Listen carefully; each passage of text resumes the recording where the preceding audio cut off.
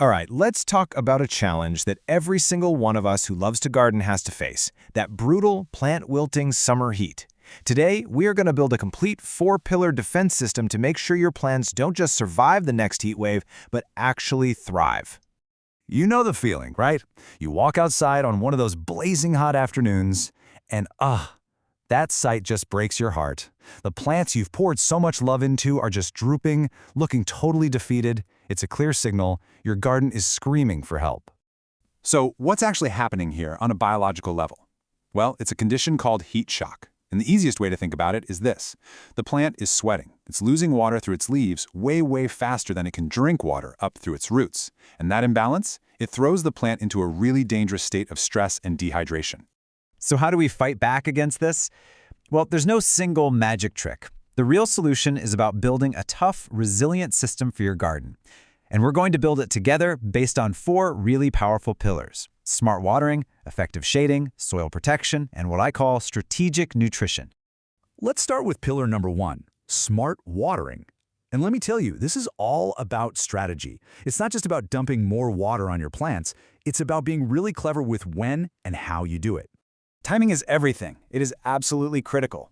You water in the cool of the morning or evening, and that water has time to soak deep down into the soil where the roots can actually get it. But what happens if you water at high noon? Piff. Most of it just evaporates into thin air.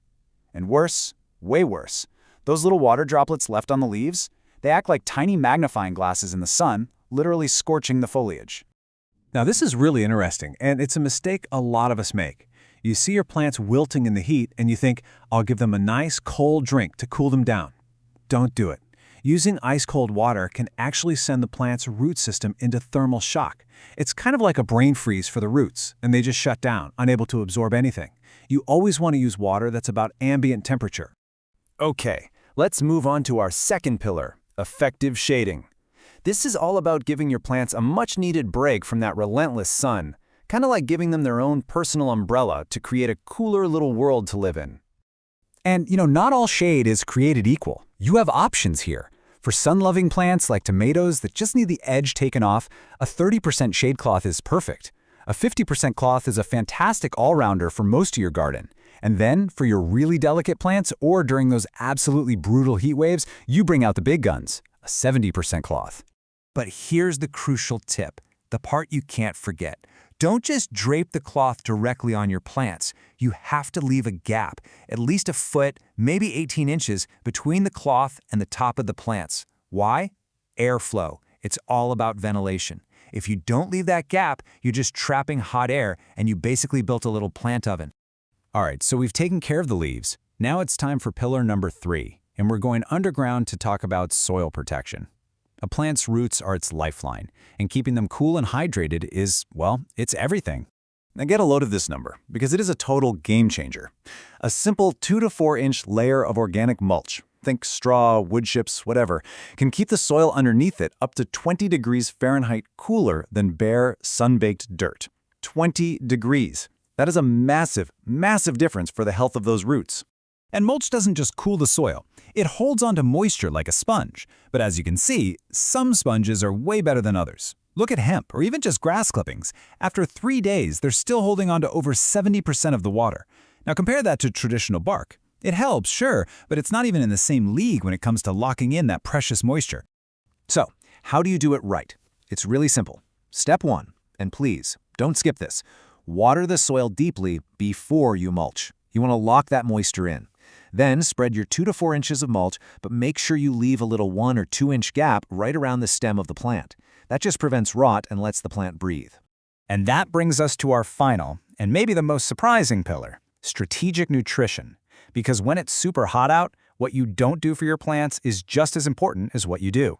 So here it is, the #1 rule of hot weather gardening. When your plants are stressed and suffering from the heat, stop using chemical fertilizer. I know, it feels totally wrong. Your gut instinct is to feed them, to give them a boost. But I promise you, it is one of the worst things you can possibly do. So why is that? Well, a plant that's in heat shock has gone into survival mode. It can't process those extra nutrients anyway, so that fertilizer, with all its chemical salts, just sits in the soil and literally burns the already sensitive roots. You're trying to help, but you're actually just pushing the plant closer to the edge. And a quick side tip, resist the urge to prune off those wilted leaves. They may look sad, but they're still providing valuable shade for the rest of the plant.